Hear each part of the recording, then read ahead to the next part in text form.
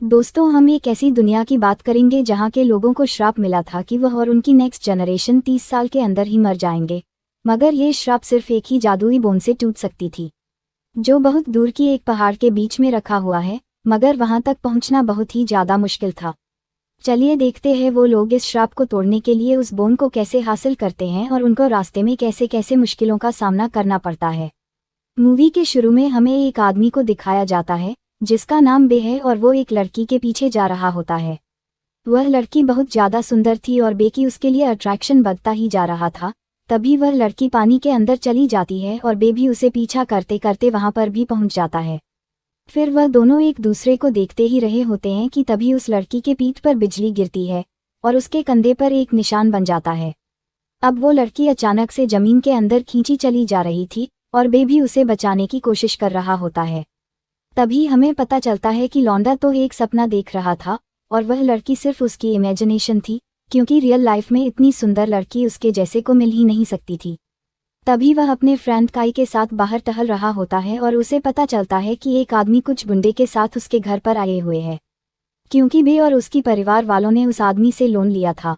मगर उनके पास इतना पैसा नहीं है कि वो उस आदमी का लोन चुका पाए, इसलिए पैसे जमा करने के लिए वे उस आदमी से थोड़ा टाइम और मांगता है।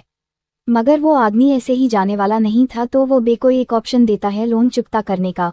उस आदमी को पता था कि दूर कहीं एक पहाड़ी में एक जादुई बोन है जिसका इस्तेमाल करके कोई भी अमर हो सकता है, और वो आदमी अमर होना चाहता था, इसलिए वो आदमी बे को उस जादुई बोन लाने के लिए कहता है। अब अगर बे ऐसा करता है तो वो आदमी उसके सारे लोन माफ़ कर देगा और वहाँ पर बे के पास और कोई विकल्प भी नहीं था, इसलिए बे ऑफर एक्सेप्ट कर लेता है। अब बे और उसके दोस्त प्लान बनाते रहते हैं कि आखिर वहां तक कैसे पहुंचा जाए, और तभी उन्हें पता चलता है कि एक जगह है जहां उन्हें नक्शा मिल सकता है, क्योंकि वहां के लोग उस बोन के बारे में सब कुछ जानते थे। जब वो लोग उस घर में पहुंचते हैं तो वह लोग एक औरत को देखते हैं जिसका नाम शर्ली है। अब बे उसे देखकर शॉक हो जाता है, क्योंकि वो वही लड़की थी जो बे के सपने में आई थी। अब वो सारे लोग शर्ली को अपनी प्रॉब्लम बताते हैं कि उन्हें कैसे भी करके उस जादुई बोन को ढूंढना ही है, और शर्ली भी उनकी मदद करने के लिए राजी हो जाती है। तभी शेरली अपने पूर्वजों का बनाया हुआ एक नक्शा निकालती है जो उसी जादुई बोन की तरफ लेकर जाता है। फिर शर्ली भी उनके इस सफ़र में साथ में आ जाती है। वहाँ पर वह सब उस जादुई बोन को ढूंढने के लिए सफ़र पर निकल जाते हैं, और वो एक बोट में काफ़ी लोगों के साथ आगे बढ़ रहे थे। हालांकि बाकी सभी लोग वहाँ बस नज़ारा देखने आए थे, मगर उन्हें क्या पता था कि आगे क्या होने वाला है। अब शैली को कुछ अजीब सी महसूस हो रही थी और उसकी हाथ का कंपास भी खराब हो रही थी, और फिर उनके बोट भी हिलने लगते हैं। अब सभी लोग बहुत ज़्यादा डर जाते हैं। यहाँ बे और बाकी सब भी समझ गया था कि पानी के अंदर जरूर कोई मॉन्स्टर है, तो बे सभी को एक सेफ जगह भेज देता है और उस मॉन्स्टर से लड़ने के लिए तैयार हो गया। और तभी वो क्रिएचर बोट पर हमला कर देता है और बोट काफ़ी ज़्यादा हिलने से शर्ली नीचे गिरने वाली होती है, मगर वहाँ पर बे आ जाता है और अपने प्यार को यानी कि शैली को बचा लेता है। अब सभी पूरी तरीके से तैयार हो गए थे उस मॉन्स्टर से लड़ने के लिए, और फिर वो मॉन्स्टर भी उनके सामने आ ही जाता है और बोट को तोड़ने की कोशिश करती है। फिर वो बोट की सामने वाला हिस्सा तोड़कर बोट के ऊपर आ जाती है। वह मॉन्स्टर बहुत ज़्यादा डरावनी लग रही थी, ऐसा लग रहा था जैसे कई सारे एनिमल्स के डीएनए को मिलाकर उसे बनाया गया हो। अब वो उन सभी पर हमला करता ही रहता है और बे और उसके टीम भी उस मॉन्स्टर को मारने की कोशिश करते रहते हैं, मगर उस मॉन्स्टर की बॉडी अंबुजा सीमेंट से जो बनी थी, जो कभी टूटेगी नहीं। तो बे और उसकी टीम की सभी बार उसे बस गुदगुदी कर रही थी, ऐसा लग रहा था सभी उसे मसाज दे रहा है। अब जाके शैली को एक अच्छा आइडिया आती है और उसने तीर से मॉन्स्टर पर एक बम मार फेंका, जिससे कि वह मॉन्स्टर डर गई थी और फिर वह पानी के अंदर चली गई। क्योंकि शैली ने उस मॉन्स्टर को बहुत ज़्यादा गुस्सा दिला दी थी, तो वो पानी के अंदर से बोट पर हमला करते रहती है, जिसके कारण बोट अब डांसिंग बोट बन जाती है। अब अगर उन लोगों ने जल्दी ही कुछ नहीं किया तो मॉन्स्टर मौसी पूरे बोट को ही डूबा देगी, और अगर वो लोग पानी में गिर गए तो मॉन्स्टर की पेट पूजा हो जाएगी। तभी वहाँ पर बे की दिमाग की बत्ती जलती है और वो बोट का पर्दा निकाल लेता है जिससे वो मॉन्स्टर को पकड़ने वाला था। अब वह मॉन्स्टर राजधानी एक्सप्रेस की स्पीड से उन पर हमला करने आ रही होती है, और वो इस बार बहुत ज़्यादा गुस्से में भी लग रही थी। वो जैसे ही उन पर हमला करने के लिए बोट पर आती है, तुरंत बे और उसकी टीम उसे पर्दे से पकड़ लेते हैं। मगर उस मॉन्स्टर की साइज बहुत बड़ी थी, तो ऐसा लग रहा था कि वो लोग उसे कंट्रोल नहीं कर पाएंगे और वो मॉन्स्टर उन्हें मार देगा कि तभी वहाँ पर अचानक एक मसीहा आ जाता है। और वह उस मॉन्स्टर पर एक इलेक्ट्रिक स्टिक घुसा देता है जिससे उस मॉन्स्टर को जोर का झटका धीरे से लगता है और वह मॉन्स्टर बोलती है कि मम्मी बचाओ और फिर पानी में दुम दबाकर भाग जाती है। अब हमें पता चलता है कि उस आदमी का नाम डॉक्टर सोन है और वो भी उसी जादुई बोन की तलाश में आया है और डॉक्टर सभी को बताता है कि वो मॉन्स्टर एक डेविल ने वहां रखा है ताकि कोई भी उस जादुई बोन के पास नहीं पहुंच पाए। और जो भी आज तक उसे खोजने के लिए आया था इनमें से कोई भी वापस नहीं गया है। इसका मतलब ये है कि उन सभी को इससे आगे और भी खूंखार मॉन्स्टर का सामना करना पड़ेगा। अब सारे लोग नक्शे को फॉलो करते हुए एक पहाड़ के पास पहुंच जाते हैं जिस पहाड़ के ऊपर उन्हें एक घर दिखता है और वो घर बहुत ही भूतिया लग रही थी और डरावनी भी। ऐसा लग रहा था जैसे कि वो जगह शापित है। मगर उन लोगों को कैसे भी करके उस बोन को ढूंढना था, इसलिए वो लोग उस घर के अंदर चले जाते हैं और उन्हें वहां से आगे जाने का कोई रास्ता नहीं दिखता है। तभी वो सभी कोई ऐसी चीज को ढूंढने लग जाते हैं जिसे घुमाने से या छूने से आगे जाने का रास्ता मिलेगा और उनको मिल जाती है वो चीज। अब वहां पर सिम का दरवाजा खुल जाती है। अब वह लोग सीढ़ी से नीचे जाते हैं, उससे वो लोग एक गुफा में पहुंच जाते हैं और वहां से और थोड़ा आगे जाने पर उनके सामने एक बहुत बड़ा दरवाजा दिखता है और बस वही एक रास्ता था अंदर जाने के लिए। अब यहाँ पर बे लोहे की तार से उस लॉक को खोलने की ट्राई करता है। वह ऐसे लॉक खोल रहा था जैसे कि धूम मूवी की शूटिंग चल रही हो और क्योंकि वे लॉक खोलने में मास्टर था तो वह दरवाजे का लॉक खोल देता है। अब वे लोग दरवाजे की दूसरे ओर जाते हैं और वहां पर बर्फ जमी हुई थी तो वहां पर बहुत ज्यादा ठंड भी थी। अब वह सब और थोड़ा अंदर जाते हैं और तभी शैली की पैर फिसल जाती है, मगर वहां पर बे शाहरुख खान बनके उसे बचा लेता है।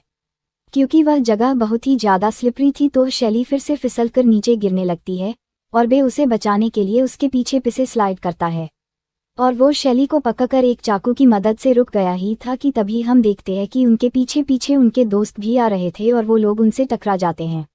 अब वो सभी तेजी से नीचे गिरने लगते हैं। तभी वो लोग नीचे देखते हैं तो उन्हें वहां बहुत शार्प आइस क्रिस्टल दिखता है और अगर वो लोग सही टाइम पे नहीं रुके तो उनमें इतनी होज बनेगी कि उन्हें समझ नहीं आएगा कि हगना कहाँ से है।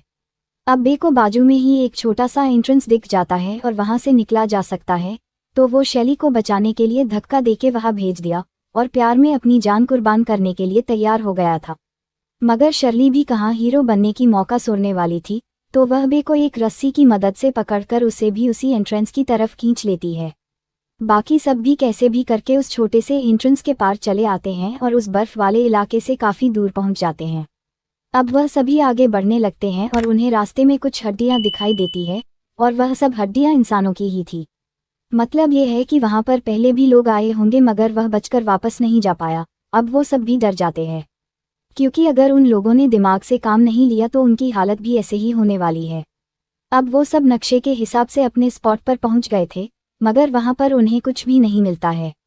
उस जगह के ऊपर ही एक छेद दिखाई दे रही थी और वहां से रोशनी सीधी जमीन पर गिर रही थी। अब बे को नीचे कुछ दिखाई देता है और वो सभी वहां की जमीन खोदने में लग जाते हैं और उन्हें वहां एक लॉक मिलता है। अब बे चाबी की मदद से उस लॉक को खोलता है कि तभी वहां पर उन सभी को डरावनी आवाजें सुनाई देने लगती है और वो लोग जानते थे कि वो एक बहुत बड़ी खतरे में पड़ने वाले हैं। अब वो देखते हैं कि वहां पे बहुत सारे अजीब टाइप के जानवर आ गए थे जो ना ही कुत्ते लग रहे थे और ना ही लोमड़ी। उनकी आंखें बहुत ज्यादा लाल थे जैसे कि अभी अभी पीकर आए हैं और अब वह सारी जानवर उन सब पर हमला करना शुरू कर देते हैं और उधर बे और उसकी टीम भी बड़ी बहादुरी से अपने फाइटिंग स्किल का इस्तेमाल करके उन सभी को मार रहे थे। क्योंकि उनकी तादाद बहुत ज्यादा थी इसलिए बे और उनकी टीम उन जानवर को आग का इस्तेमाल करके दूर रख रहे थे और उन सभी को डरा रहे होते हैं।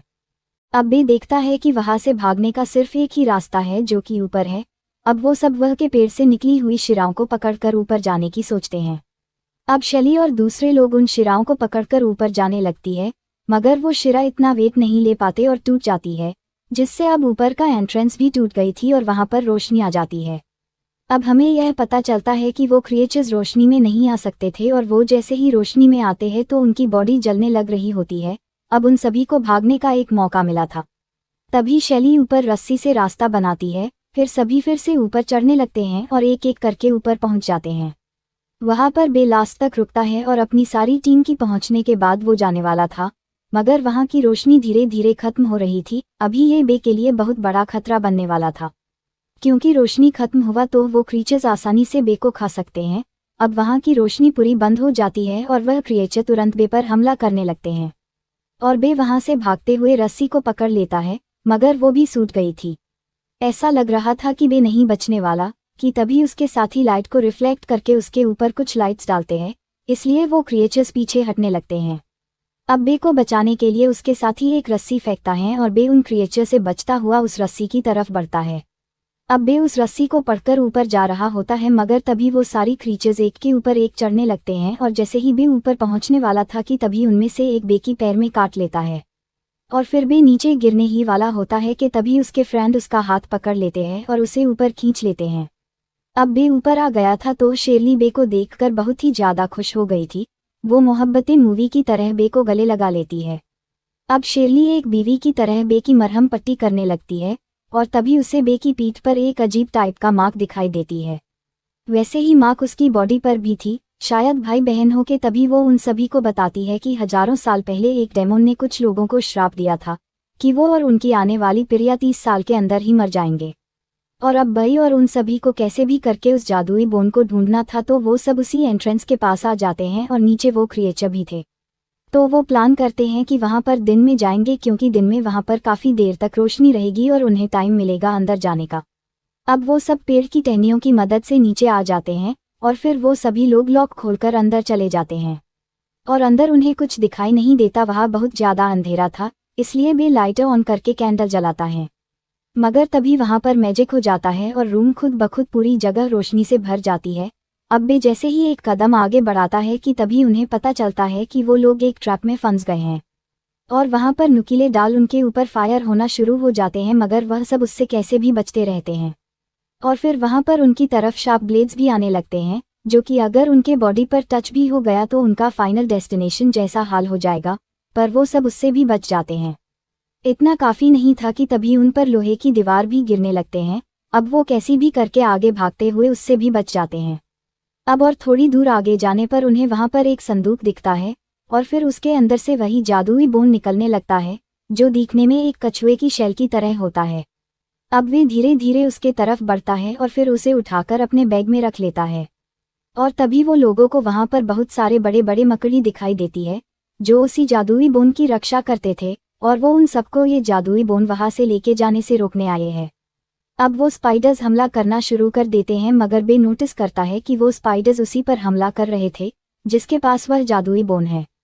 तो अब वो सभी जादुई बोन को एक दूसरे के पास फेंक रहे होते हैं, जिससे कि उन स्पाइडर्स का ध्यान भटक जाता है। अब बे उस जादुई बोन को लेके दूर भागने लगता है ताकि उसकी बाकी साथी वहां से बाहर निकल सके। मगर शैली बे की हेल्प करना चाहती थी उन स्पाइडर से लड़ने में, और बाकी सब एक सीढ़ी की मदद से ऊपर जाने लगते हैं। अब बाकी सभी लोग तो ऊपर पहुंच गए थे, मगर जब बे और शैली ऊपर जा रहे होते हैं तो वो स्पाइडर्स अपने मुंह से जाल फेंककर उन्हें नीचे खींच लेते हैं। अब वो स्पाइडर्स शैली को पकड़कर उसको जालों के घेरे में बांध लेती है। बे कैसे भी करके शैली के पास पहुंचता है और उसे जाल से छुड़ाना है। अब बाकी लोग भी नीचे आ गए थे उन दोनों की मदद करने के लिए, और अब उनके पास भागने का और कोई रास्ता भी नहीं होता है। तो अब वो सिर्फ एक ही काम कर सकते थे कि उन्हें कैसे भी करके छिपने के लिए एक सेफ जगह ढूंढनी थी। इसलिए डॉक्टर सोन उन स्पाइडर्स का ध्यान भटका रहे थे और बाकी सब एक सेफ जगह पे लोहे की दीवार को खड़ा करके उसके पीछे छिप जाते हैं। मगर वहां पर डॉक्टर सोन उन स्पाइडर्स से लड़ रहा होता है, साथ ही उन सभी पर पेट्रोल भी छिड़कते हैं ताकि वो उन्हें जलाकर मार सके। पेट्रोल छिड़कने के बाद डॉक्टर सोन तुरंत अपने दोस्तों के पास चला जाता है और फिर वे तुरंत वहां पर आग लगा देता है, जिसके वजह से वो सारे स्पाइडर्स जलकर मरने लगते हैं। मगर आग लगने से वहां की ऑक्सीजन भी खत्म हो रही थी। अब उन सभी को सांस लेने में भी दिक्कत हो रही होती है, और तभी शैली की कंपास एकदम से अजीब तरीके से रिएक्ट करने लगता है, जैसे कि उसने समुद्र में क्रिएचर आने के टाइम किया था। और उसे पानी की आवाज़ भी सुनाई दे रही थी, तो उसे पता चल जाता है कि उनके पीछे की दीवार के उस तरफ समुद्र है। अब वहां पर उन्हें उसी क्रिएचर की आवाज़ भी सुनाई देती है जो कि दीवार के उस पार था। अब वह सब उस दीवार को तोड़ने लगते हैं ताकि वो वहां से बाहर निकल सकें, और दूसरे साइड से वो क्रिएचर भी उस दीवार को तोड़ रहा होता है ताकि वो उन सभी को खा सकें। और फिर कुछ टाइम बाद वो दीवार टूट जाती है और वहां की सारी चट्टानें भी नीचे गिरने लगती है। अब बे और उनकी टीम कैसी भी करके बाहर निकल जाते हैं, वह क्रिएचर भी उनका पीछा करता रहता है। मगर तभी बड़ी सी चट्टान उसके ऊपर गिर के वो मर जाती है और बे उनकी टीम के साथ सही सलामत बाहर आ जाते हैं। और फिर उन लोगों ने साथ मिलकर उस डेमोन की श्राप को भी तोड़ दिया था और हंसी खुशी जीने लगे। और मूवी भी यहीं पे खत्म हो जाती है। तो दोस्तों मूवी और एक्सप्लेनेशन अच्छी लगी है तो प्लीज़ वीडियो को लाइक करें और अगर आप मेरे चैनल पे नए हैं तो सब्सक्राइब करें।